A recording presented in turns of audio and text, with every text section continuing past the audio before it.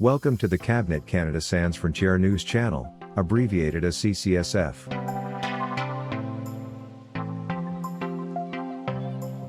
Today's video will be devoted to the chapter on earthquakes in Canada. What you need to know about earthquakes, and especially what to do before, during and after an earthquake in Canada.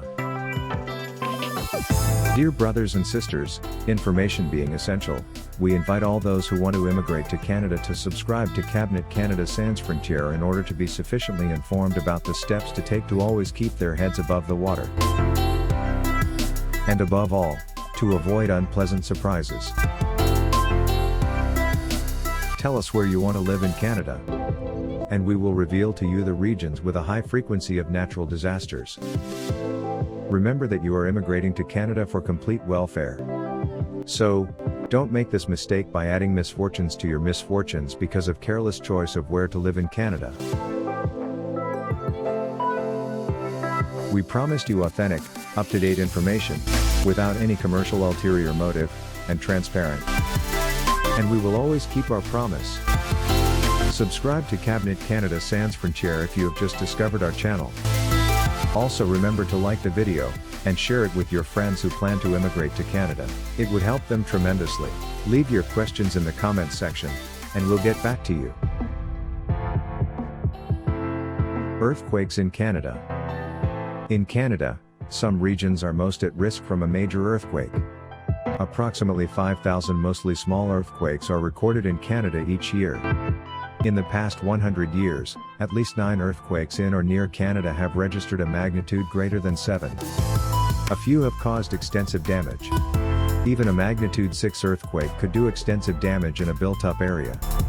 In fact, a strong quake near one of Canada's major urban areas would likely be the most destructive natural disaster this country could experience. Before an earthquake, go through your home, imagining what could happen to each part of it, if shaken by a violent earthquake. Check off the items that you have completed in this list. Teach everybody in the family, if they are old enough, how to turn off the water and electricity. Clearly label the on-off positions for the water, electricity and gas. If your home is equipped with natural gas, tie or tape the appropriate wrench on or near the pipe, to turn off the gas, if necessary. Repair loose roof shingles. Tie the water heater to studs along with other heavy appliances, stove, washer, dryer, especially those that could break gas or water lines if they shift or topple.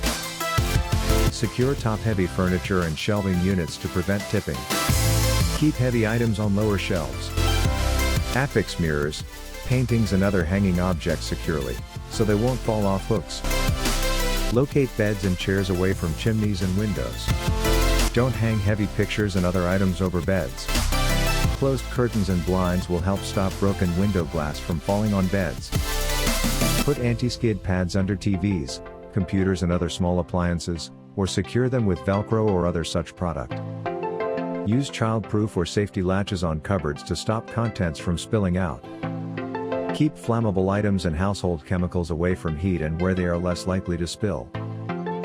Consult a professional to find out additional ways you can protect your home, such as bolting the house to its foundation and other structural mitigation techniques. If you live in an apartment block or a multi-story building, work with your building manager or condominium board to decide how best to quake-safe your unit. Seek advice from professionals, building engineers, emergency preparedness authorities, if you are unsure about what to do. If you live in a mobile home, you can leave the wheels on the mobile home to limit its fall. Or, you can install a structural bracing system to reduce the chance of your unit falling off its supports. Ensure the awning on your home is securely supported, and fastened to the unit. For information on the best way to brace your unit, contact your local mobile home dealer or a mobile homeowners association. Safety tips. Don't shut off the gas unless there is a leak or a fire. If the gas is turned off, it must be turned on again by a qualified tradesperson. Discuss earthquake insurance with your insurance broker.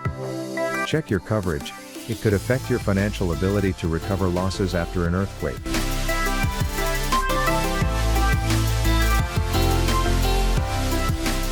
What to expect during an earthquake. Small or moderate earthquakes. These can last only a few seconds and represent no emergency risk. Ceiling lights may move and some minor rattling of objects may occur in your home. You may feel a slight quiver under your feet if you are outside. If you are close to its source, you may hear a loud bang followed by shaking. Large earthquakes.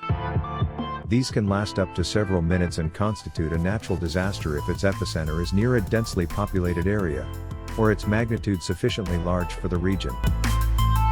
The ground or floor will move, perhaps violently. Whether far away or close to the source, you will probably feel shaking followed by a rolling motion, much like being at sea. If you are far away from the source, you might see swaying buildings or hear a roaring sound. You may feel dizzy and be unable to walk during the earthquake. If you live in a high-rise or a multi-story building, you may experience more sway and less shaking than in a smaller, single-story building. Lower floors will shake rapidly, much like residential homes. On upper floors, movement will be slower but the building will move farther from side to side. Furnishings and unsecured objects could fall over or slide across the floor. Unsecured light fixtures and ceiling panels may fall. Windows may break. Fire alarms and sprinkler systems may be activated. Lights and power may go off.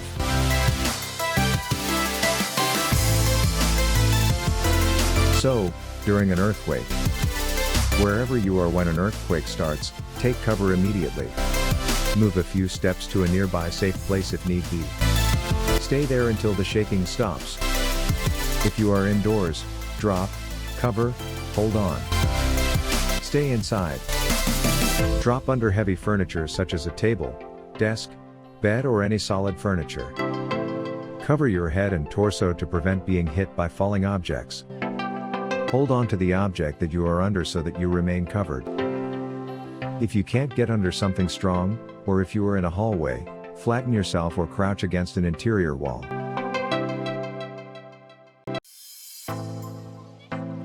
If you are in a shopping mall, go into the nearest store. Stay away from windows and shelves with heavy objects. If you are at school, get under a desk or table and hold on. Face away from windows. If you are in a wheelchair, lock the wheels and protect the back of your head and neck. If you are outdoors, stay outside. Go to an open area away from buildings. If you are in a crowded public place, take cover where you won't be trampled. If you are in a vehicle, pull over to a safe place where you are not blocking the road. Keep roads clear for rescue and emergency vehicles. Avoid bridges, overpasses, underpasses, buildings or anything that could collapse. Stop the car and stay inside. Listen to your car radio for instructions from emergency officials. Do not attempt to get out of your car if downed power lines are across it. Wait to be rescued. Place a help sign in your window if you need assistance. If you are on a bus, stay in your seat until the bus stops. Take cover in a protected place. If you can't take cover, sit in a crouched position and protect your head from falling debris. Avoid the following in an earthquake. Doorways. Doors may slam shut and cause injuries. Windows, bookcases, tall furniture and light fixtures. You could be hurt by shattered glass or heavy objects. Elevators. If you are in an elevator during an earthquake, hit the button for every floor and get out as soon as you can. Down power lines, stay at least 10 meters away to avoid injury. Coastline. Earthquakes can trigger large ocean waves called tsunamis.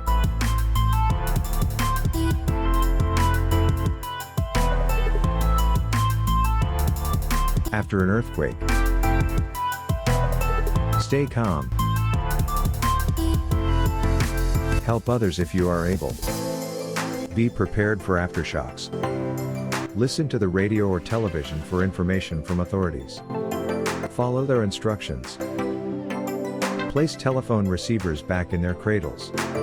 Only make calls if requiring emergency services. Put on sturdy shoes and protective clothing to help prevent injury from debris, especially broken glass. Check your home for structural damage and other hazards. If you suspect your home is unsafe, do not re-enter. If you have to leave your home, take your emergency kit and other essential items with you.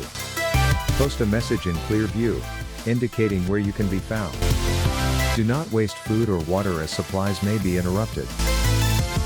Do not light matches, or turn on light switches until you are sure there are no gas leaks or flammable liquid spilled. Use a flashlight to check utilities and do not shut them off unless damaged. Leaking gas will smell. If tap water is still available immediately after the earthquake, fill a bathtub and other containers in case the supply gets cut off. If there is no running water, remember that you may have water available in a hot water tank. Make sure water is not hot before touching it, and toilet reservoir, not the bowl. Do not flush toilets if you suspect sewer lines are broken.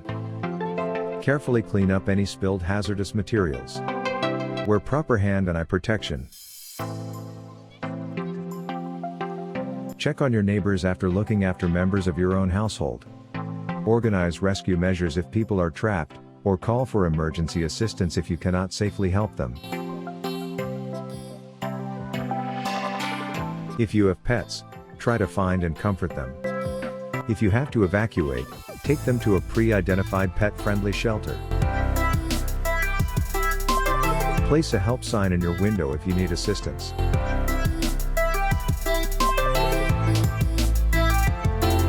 Beware of secondary effects. Although ground shaking is the major source of earthquake damage, secondary effects can also be very destructive. These include landslides, saturated sandy soils becoming soft and unstable, flooding of low-lying areas and tsunamis washing over coastlines.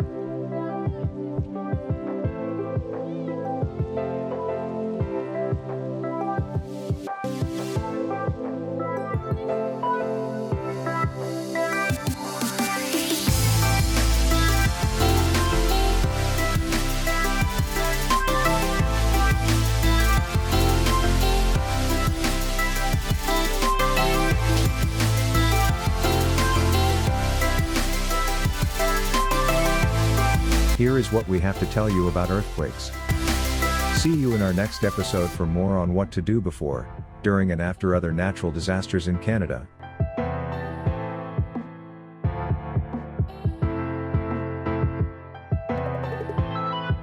Thank you for watching the video, and especially for subscribing to Cabinet Canada Without Borders to make your immigration project in Canada a success.